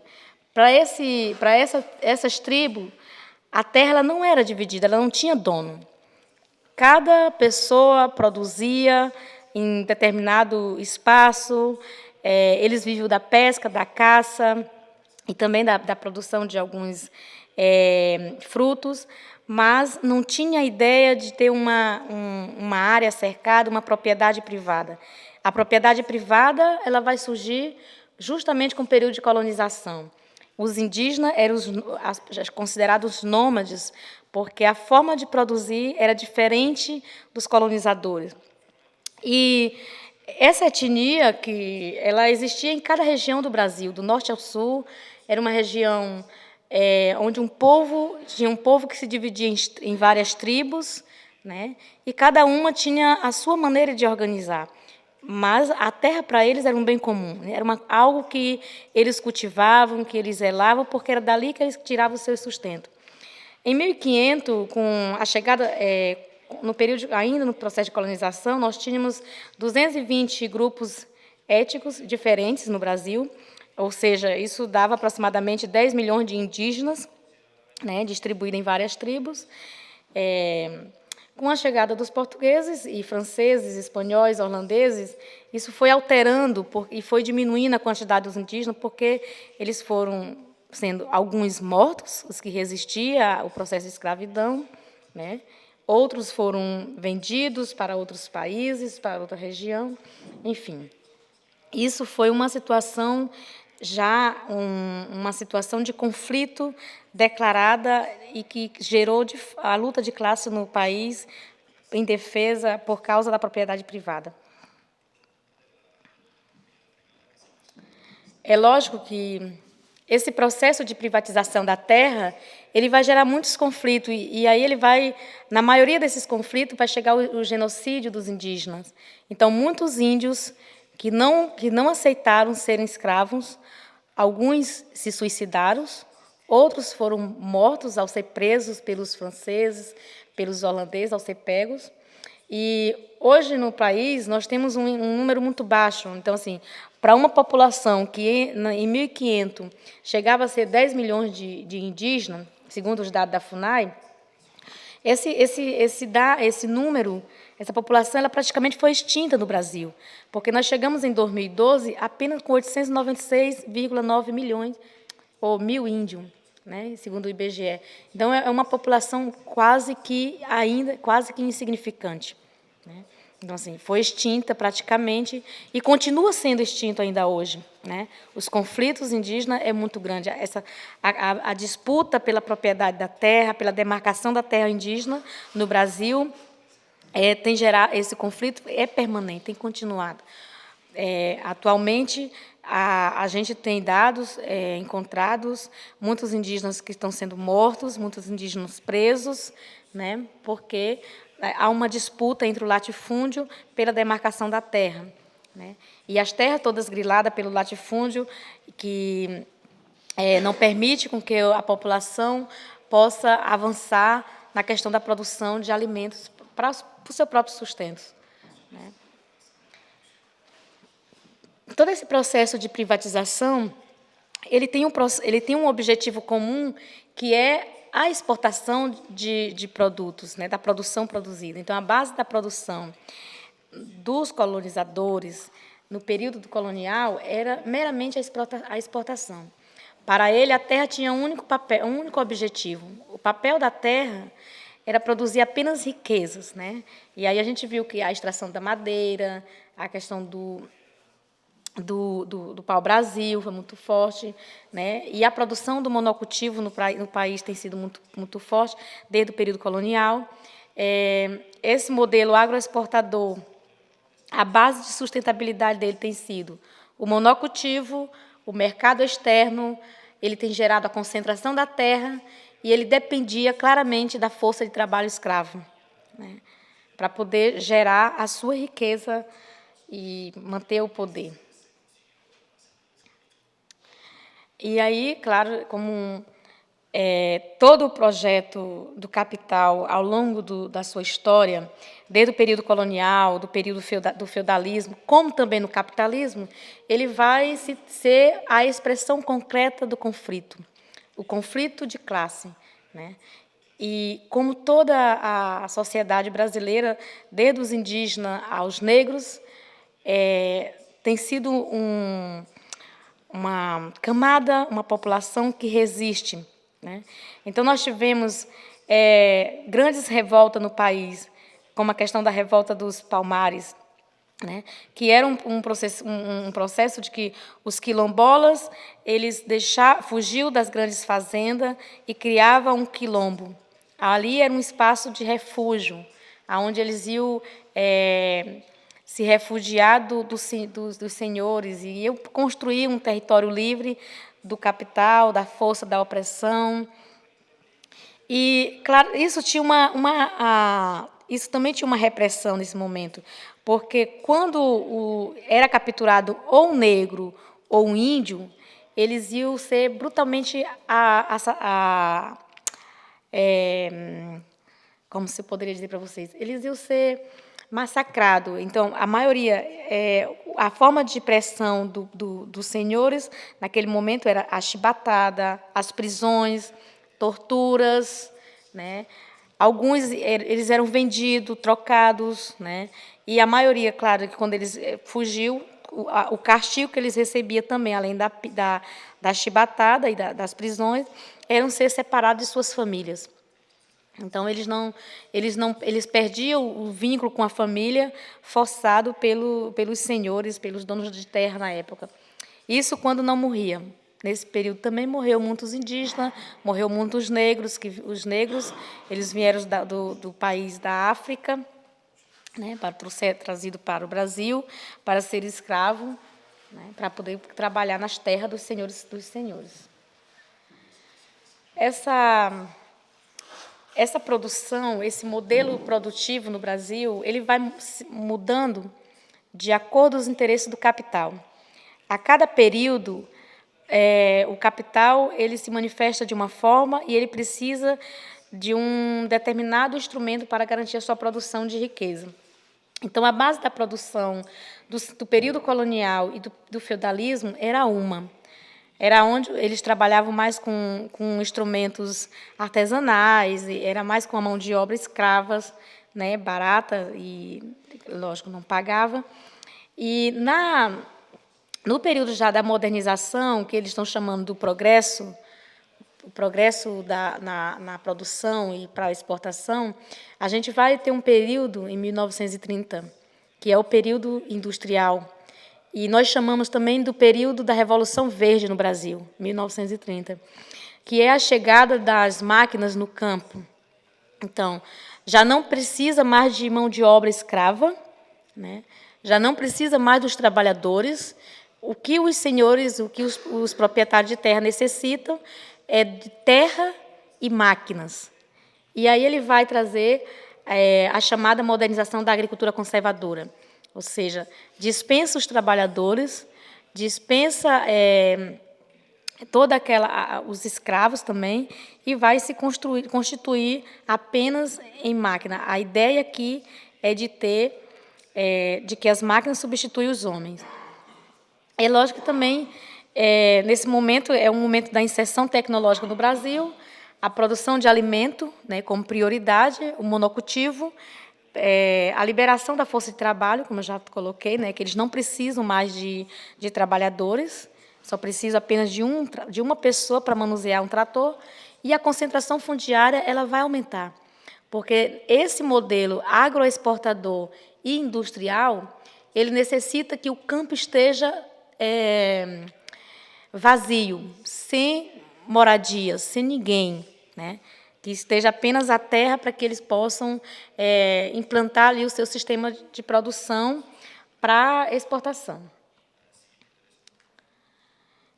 Também nós vamos ter e aí um período que vai reacender muito a questão da luta e dos conflitos vai ser o período ditatorial, 1964, com o golpe militar no Brasil, que é a ditadura. É um período em que os militares assumem o país, né, para poder garantir o modelo agroexportador do capital, né. Vai ser na época, o governo do país era o Getúlio Vargas. Foi um período muito difícil, né? As camadas populares, houve muita luta dos estudantes, professores, intelectuais, partidos e movimentos sociais que tentaram também reagir ao golpe. Enfim, fomos vencidos porque o Estado ele tem a seu serviço todas as ferramentas, os seus aparatos, do judiciário aos equipamentos de bombas, as leis que segura e que garante que seja executado todo o seu poder, né, e que combata aquelas pessoas que tentam impedir o avanço do capital no país, na região ou em qualquer parte do mundo, sei lá. E aí, como é a expressão desse momento na época, nós tínhamos algumas organizações camponesas que tentaram resistir tanto o modelo agroexportador como também o período ditatorial, que nós tivemos a UTRAB, que é a Associação de Lavradores e Trabalhadores da Agricultura e União dos Trabalhadores e Trabalhadoras Agrícolas no Brasil, e tivemos a Liga Camponesa, que foi um importante movimento que ficou mais na região do norte e nordeste do país, mas que conseguia fazer o diferencial, fazer o enfrentamento contra o latifúndio, contra a propriedade privada, né? E as formas, nesse período, quais eram as formas de controle do Estado nesse momento? Também era parecida com o período da escravidão, que eram as prisões, torturas, morte e o exílio, né?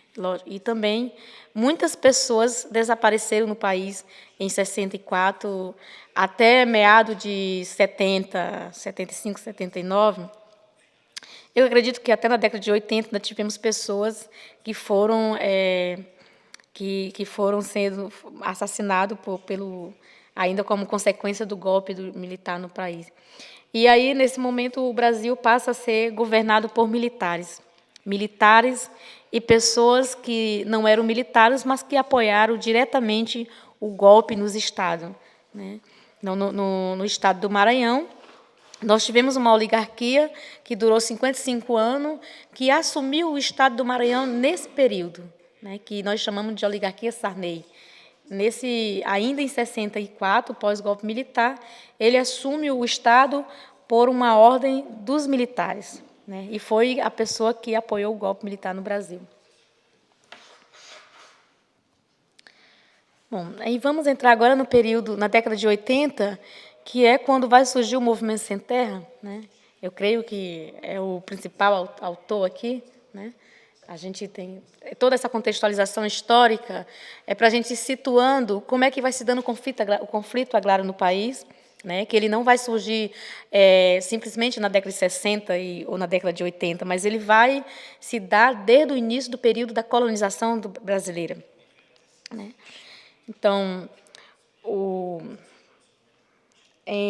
na década de 70, há um período de reascenso de massa no Brasil, onde várias organizações vão se reestruturando, se reorganizando para continuar, né, não é começar, mas continuar a luta em defesa da propriedade da terra, a luta em defesa dos direitos dos cidadãos brasileiros, né, dos trabalhadores urbanos, dos trabalhadores camponeses.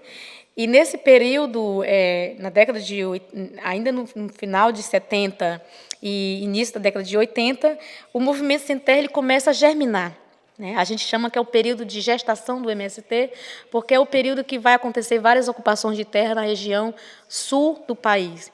Então, nós tivemos a ocupação da Fazenda Macali, a Fazenda Noni e outras fazendas que foram importantes nesse período, porque foram desse processo de ocupação que desencadeou o surgimento do MST, né?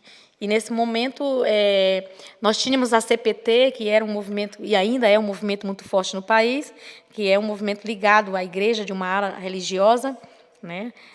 Onde tem padres, irmãs, que é de uma ala mais progressista e que defende os direitos da propriedade da terra aos trabalhadores, que vai ser o fundador do MST. Né? A gente até costuma falar que o MST é filho da CPT, né? Porque a CPT desenvolveu um papel importante no Brasil, que era com as comunidades eclesiais de base.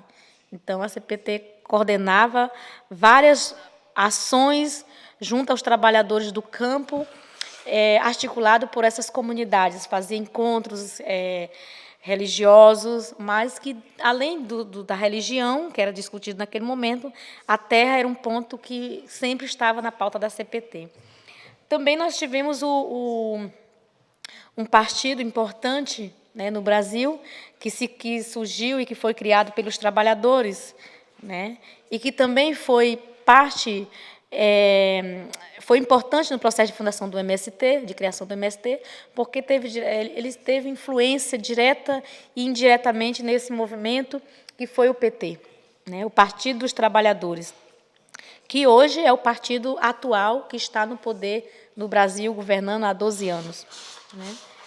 Bom, em 84, no seu primeiro Congresso Nacional dos Trabalhadores, nós conseguimos reunir em Brasília 1.500 trabalhadores e oficializamos o movimento dos trabalhadores rurais sem terra como um movimento de luta camponesa no Brasil, que ele teria o seu principal objetivo enfrentar o latifúndio e eliminar, ou seja, pelo fim da propriedade privada.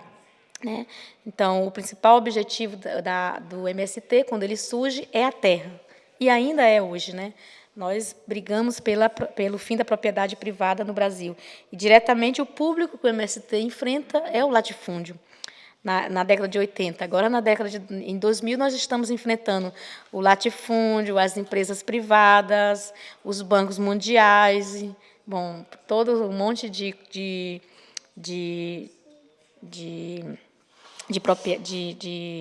como que eu poderia dizer? É um capital estrangeiro melhor dentro do país, ou seja, é um latifúndio moderno que a gente enfrenta hoje, que é o agronegócio. Né? Então, quando ele vai nascer em 84, ele vai trazer 3 grandes objetivos. Né? O primeiro objetivo é a terra. Né? Vocês estão vendo um campo muito maravilhoso. O segundo objetivo é a reforma agrária.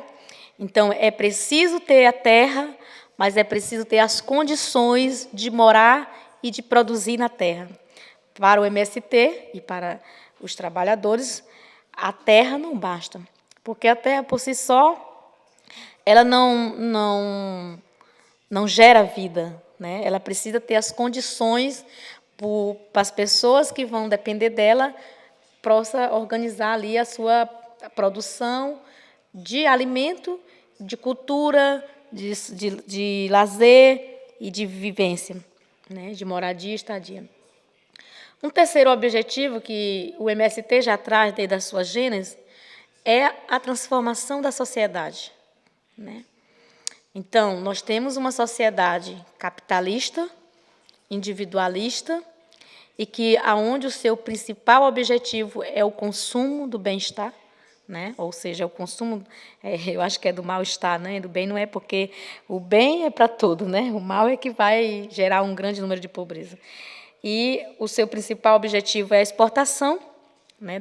Produzir para a exportação e com menos custo. Então, nós precisamos mudar essa sociedade, precisamos construir uma sociedade mais coletiva, mais justa, humana, onde tenha justiça, onde as pessoas se preocupem um com o outro. Se um comer, eu possa estar preocupado com o meu companheiro, que ele também tem que comer. Se os meus filhos estudam, os filhos dos meus companheiros também têm que estudar. Né? Bom, então a gente precisa transformar essa sociedade que nós temos, não só no Brasil, mas a sociedade como todo, de todo mundo, ela é uma sociedade capitalista, desigual, e a gente precisa construir uma sociedade mais humana.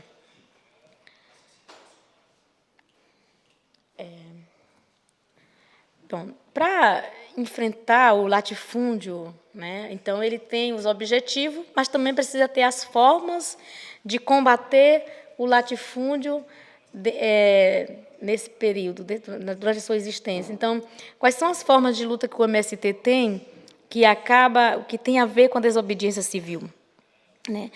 A ocupação de terra é a sua primeira forma de luta, né? E aí eu já iniciei falando que a ocupação de terra ela é um ato que expressa claramente a desobediência civil, porque ela não está na lei, né? E aquilo que não está na lei, as ações que são feitas que não está na lei, ela acaba quebrando a ordem, né? Mas ela é uma ação fora da lei que vai desembocar numa conquista legal, que é a terra. E o direito à terra está na Constituição, né? Então, toda a terra que não cumpre a sua função social de produzir alimentos, de produzir vida, e que as pessoas que trabalham nela preservem o meio ambiente, a biodiversidade, né, as floras, as matas ciliares, as florestas e os rios, ela deve ser destinada para fins de reforma agrária. Isso está na Constituição Federal de 1988. Né? E aí, a ocupação de terra ela é uma forma de pressionar o governo para cumprir com o que está escrito na lei. Porque em alguns países, a gente sabe que em alguns países, os governos desapropriaram as terras e entregaram aos trabalhadores. Mas no Brasil, infelizmente, isso não aconteceu. As terras foram entregues ao latifúndio, às empresas privadas, né? E aí uma outra forma de luta que o MST tem é a mobilização de massa. A mobilização de massa também é uma ação de desobediência civil, mas em certo ponto, ela está na lei porque a gente tem o poder de se mobilizar, de se manifestar, nós temos esse direito. O povo ele tem direito à voz, de dizer aquilo que não está certo e fazer luta e reivindicar o seu direito, seja o direito à educação, à saúde, à moradia. Então, a terra é um direito, então nós precisamos estar reivindicando ela. E aí nós temos a mobilização de massa. O MST realiza grandes marchas. Nós realizamos marcha nacional, marchas estaduais, marchas regionais e municipais, né? Dependendo da necessidade e do momento em que a gente está vivendo, a gente realiza as marchas. E as marchas, ela é um momento importante para nós porque é um momento que ela nos dá visibilidade para a sociedade. Então, ela ajuda a fazer esse diálogo com a sociedade e ela legitima a luta do MST. Também nós temos, dentro das mobilizações de massa, a gente desenvolve ações com vários segmentos. Nós temos mobilizações dos sem terrinha, que são crianças, né? Vocês vão ver na imagem uma marcha de crianças que reivindicam a escola, né? As escolas. Nós temos mobilização de mulheres em defesa da vida e contra o deserto verde. Então, as mulheres, e também contra o uso de agrotóxicos, todos os anos, no mês de março, o MST realiza, as mulheres do MST e da Via Campesina no Brasil, realiza a Jornada Nacional de Luta em Defesa da Vida, contra o agronegócio, contra o deserto verde, contra os polos industriais, contra os agrotóxicos, né, contra os transgênicos. Então, as mulheres fazem uma mobilização em defesa da vida. E essas mobilizações elas se dão de várias formas. Ocupações de terra, ocupações de BR, ocupações de órgãos públicos, como INCRA, prefeituras, também tem formações políticas, né, onde, nesse período, não é só um período de que as mulheres fazem só ocupações e só mobilizações e só ato de desobediência civil. Elas também fazem formação política, é um processo importante, e um princípio que o MST tem desde o início é o princípio do estudo. Então, a gente tem que estudar muito. Tá? É importante que as mulheres que vão para a luta que saibam por que elas estão indo, né, e o que elas estão reivindicando. Após a Jornada das Mulheres, a gente tem a Jornada de Abril, que aí envolve toda a família, homens, mulheres e crianças, que é o período das ocupações de terra, que é o Abril Vermelho no Brasil, que vai surgir em 96 com o massacre de Eldorado dos Carajás. o maior massacre na história do MST e eu creio que dos movimentos sociais. Então, em pleno governo neoliberal, né, do FHC, houve um massacre de Eldorado dos Carajás, que eu acredito que vocês já conhecem, o massacre, ouviram falar, e no estado do Pará, numa marcha em que o MST fazia, né? Então, foram mortos 19 pessoas e muitas pessoas ficaram feridas. Bom, e nesse dia, 17 de abril, acabou virando o Dia Internacional de Luta Camponesa, graças ao internacionalismo, ao apoio que o MST tem fora do país, em todo o mundo, né? Então, toda a sociedade brasileira, naquele momento, eles nos apoiaram, e também as organizações não governamentais e governamentais que tem na Europa e na América Latina, em vários países do mundo, apoiaram o movimento naquele momento. E desse massacre, a gente obteve uma conquista importante. Nós tivemos uma perda, né, uma derrota naquele momento, mas também tivemos uma conquista, porque a partir desse massacre vieram muitos apoios internacionais, muitas pessoas repudiando o governo, o FHC, e nós tínhamos uma reivindicação no período que era o Pronera, né, a criação de um programa nacional que pudesse atender a população do campo, um programa de educação. E aí, nesse período, é que vai sendo criado o Programa Nacional de Educação na Reforma Agrária, que é o Pronera, que já tem formado muita gente, desde a educação de jovens e adultos à especialização. E esse ano nós começamos com a primeira turma de mestrado, pelo Pronera, né? E também, né, lógico, isso foi desembarcado nessa conquista importante. A gente considera que foi uma perca, mas um marco histórico que nem todo que foi um conflito, a perca foi irreparável, mas também a gente tinha um objetivo naquele momento, que além da terra, a gente tinha a educação, que acabamos conquistando. Bom, o movimento, além das formas de lutas, dos objetivos, ele tem a sua forma de organização social, e aí como é que ele se organiza? A base de organização do MST é o núcleo de família.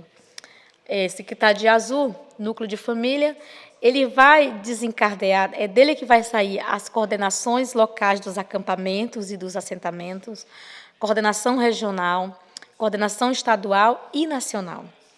Toda essa discussão de quem vai coordenar o movimento, de quem vai estar à frente dos setores do MST, é passada pela sua base dentro de um acampamento e do assentamento, que é os núcleos de família, que a gente vai organizando as famílias nos assentamentos. Ele vai ter setores, né, em várias frentes. Nós vamos atuar na educação, o setor de educação, que é responsável por pensar a educação das crianças, a educação da juventude, a educação do povo sem terra, né? É responsável por isso, e de pensar não só a educação, mas como também de pensar ações que podem ser feitas contra o Estado em prol da escola, em defesa da escola, e para conquistar a escola para os assentamentos e para os acampamentos. Uma outra frente importante do MST é a formação política. Então, o MST não abre mão de desenvolver e realizar vários cursos de formação política para a sua militância e para a sua base dentro do assentamento e acampamento. Então, tem um setor de formação que é responsável por pensar como que vai se dar esse processo de formação, em que módulo, quais são os conteúdos naquele momento, onde vai acontecer, como vai acontecer, né? Tem um outro setor, que é o setor que vai buscar e articular as atividades, as ocupações de terra, que é a Frente de Massa, né? É o setor que ele pensa e vai para a rua fazer o trabalho de base, né? E vai também listar dentro dos outros setores qual é o militante que tem o perfil, que pode contribuir com o trabalho de base, e vai passar de 3 a 6 meses fazendo trabalho de base, seja na cidade, seja em comunidades rurais, para poder garantir as ocupações de terra. Também é o setor que vai garantir, que vai puxar as marchas, é o setor que vai, enfim, fazer o MST pulsar, né? A agitação e propaganda do MST é responsabilidade da FM. O setor de produção, né, que é o setor mais importante, eu creio, para os assentamentos, porque é esse setor que vai puxar a questão da produção, que vai debater com os assentados o modelo de produção que nós queremos, qual é a matriz tecnológica, a matriz produtiva que nós defendemos, de fato, né? É lógico que nós precisamos ter nós não queremos produzir transgênico dentro dos assentamentos, nós não queremos comer agrotóxicos, então o setor vai ter que pensar alternativas, né, e para os assentados e desenvolver na prática experiências concretas de produção, né? Experiências com hortaliça, experiências com criação de animais, de pequenos animais, experiências com a forma de se fazer a roça, né? E aí, assim, os assentamentos ainda trabalham de forma primitiva, que é a questão da enxada e da foice para poder fazer a roça. Então, o setor fica desenvolvendo e pensando junto com os assentados várias maneiras de combater a queimada, a poluição do rio, de que os assentados produzam sem agredir o meio ambiente. E também pensar a comercialização. Aí nós temos um outro setor, né, que é o gênero. Então, é importante que a mulher esteja na luta, né, do dia a dia, o companheiro também. Então, tem que haver uma discussão em casa, quem vai cuidar dos filhos, quem vai cuidar da casa, e como é que vai funcionar essa divisão de tarefa, onde o companheiro respeite a companheira e compreenda a importância dela na luta, e que ela também compreenda a importância dele na luta, para não ter atrito entre as famílias. Então, o gênero no MST é muito importante, né? É uma atividade, é um setor que cumpre um papel importante na organização. Temos o setor de comunicação e cultura, que são juntos, né? Porque é preciso resgatar a cultura popular, que vem se perdendo cada vez mais no Brasil. Então, assim, o que predomina, acho que no Brasil e no mundo, é a grande cultura de massa, né? Que não tem nada a ver com a população camponesa e nem a população brasileira, né? Então, é preciso resgatar as danças folclóricas, o tambor de crioula, os bumba meu boi e outras na questão da produção, a forma de produzir, quais são como é que cultiva as sementes, como é que guarda para um ano para o outro, para não perder. Então, a cultura é importante dentro do movimento e ele tem um setor específico para isso. Bom, o movimento atua em várias frentes, em cada ação, ele tem um setor responsável para cuidar e que depois junta todo e faz ações conjuntas, lutas conjuntas, e conseguimos garantir os assentamentos e os acampamentos. E aí temos a nossa direção, que também sai dos núcleos, né, desses setores, que é a direção estadual e a direção nacional e a direção regional, porque o movimento no Estado, ele está em todos os estados da Confederação Brasileira, e em cada estado ele mantém essa estrutura organizativa que eu apresento aqui para vocês, que surge nos núcleos. Então, em todo o estado nós temos direção regional, direção estadual e direção nacional. Então, a direção nacional é muita gente. Em todas as direções do MST, desde a coordenação aos setores, a nível nacional, a gente vai ter, em média, de 40 a 50 pessoas por cada instância. E sempre preservando o princípio do gênero, um homem e uma mulher nessas instâncias, seja na coordenação de núcleo, seja na coordenação de setor, seja na coordenação estadual, ou regional, ou estado ou nacional. Sempre vai ter um homem e uma mulher na coordenação. Não é o primeiro e o segundo coordenador. Os dois cumprem funções iguais, né? São responsáveis para manter essa coordenação, para assumir no estado, ou no acampamento, ou na regional. Eles não têm primeiro e segundo coordenador. Eles fazem ações conjuntas. Sentam, pensam e planejam.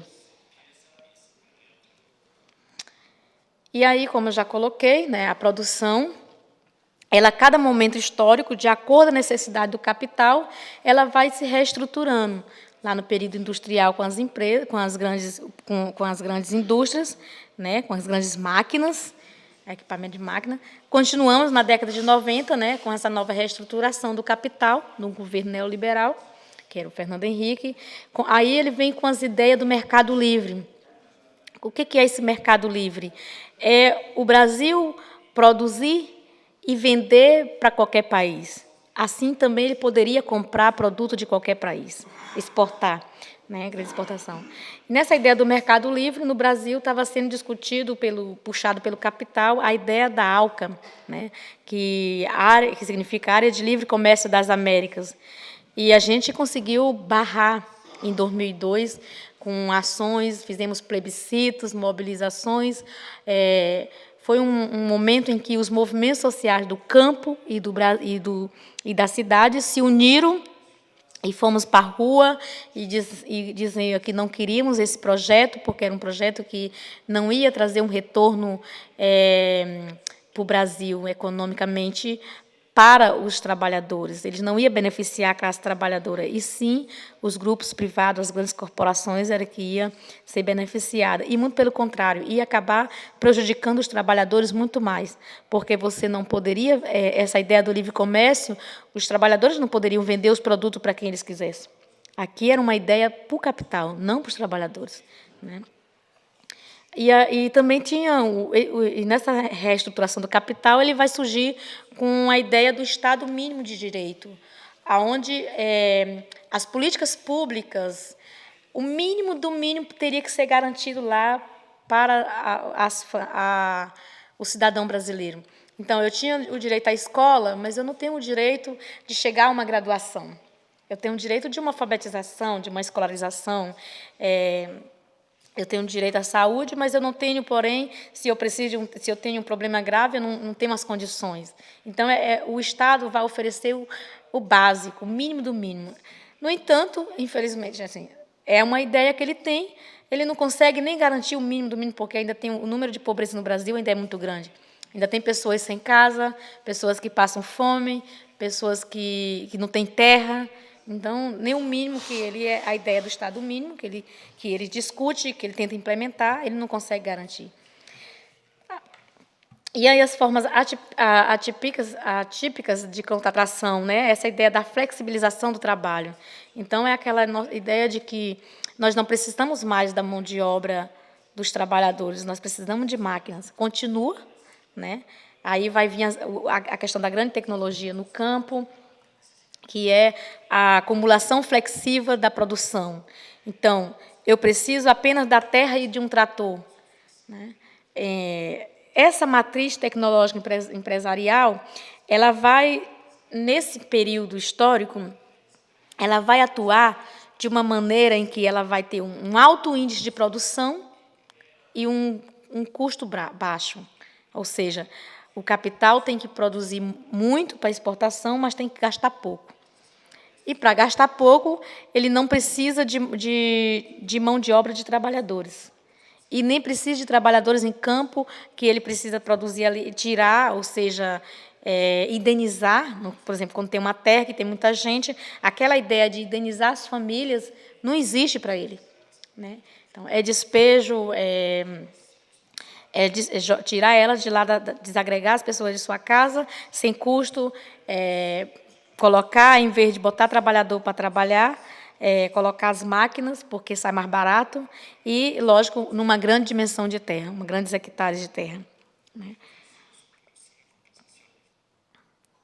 Então, nós temos essa ideia dessa questão da produção em grande escala e com menor custo. Há uma grande investida na questão da tecnologia, né? Que são máquinas que controlam a quantidade de terra que está sendo usada, a quantidade de semente, a quantidade de produto que vai ser colhido, e também a forma de pulverização dos produtos, né? Por exemplo, como é que nós vamos pulverizar um campo de soja? É com os aviões jogando o veneno lá do alto, né? E aí consegue atingir o maior número de hectares possível e combater as pragas. É o desenvolvimento científico, tecnológico, né, na questão da tecnologia, que é a questão dos transgênicos, modificar as sementes. Então, fazer com que as sementes elas possam dar mais frutos com menos custo para ele, né? E aí, claro, que todo esse processo da alta tecnologia, a forma como o capital utiliza, ela prejudica os trabalhadores, porque ao redor dos campos de soja tem roças pequenas dos camponeses e que estão ali tentando produzir organicamente, mas com a pulverização do veneno vai cair na sua roça.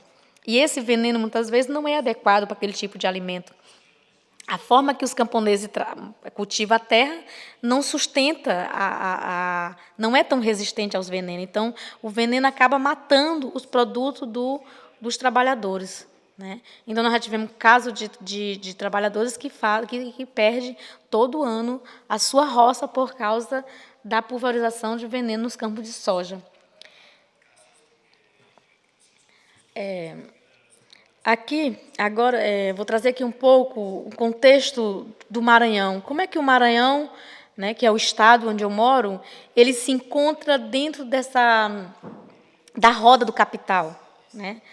Todo o mapa esse é o mapa do Maranhão, ele está pintado, cada pontinho desse é uma área de interesse, não de interesse, é uma área onde o capital internacional e nacional está instalado.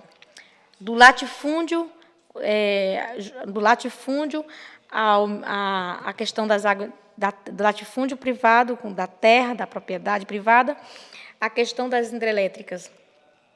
Então, nós temos a exploração do ouro no Maranhão, nós temos a exploração das usinas hidrelétricas, dos recursos naturais, né, e várias empresas que atuam hoje no Estado. Do norte ao sul, do leste ao oeste do Maranhão, você encontra projetos de grandes empresas privadas no Brasil, que são de grande porte, né? Algumas delas até estrangeiras. Nós temos hoje no Maranhão 12 empresas, né? Essa que está ao lado, são 12 empresas que atuam mais claramente, mas é lógico que tem outras menores. Essas são as maiores, que têm mais influência, que estão no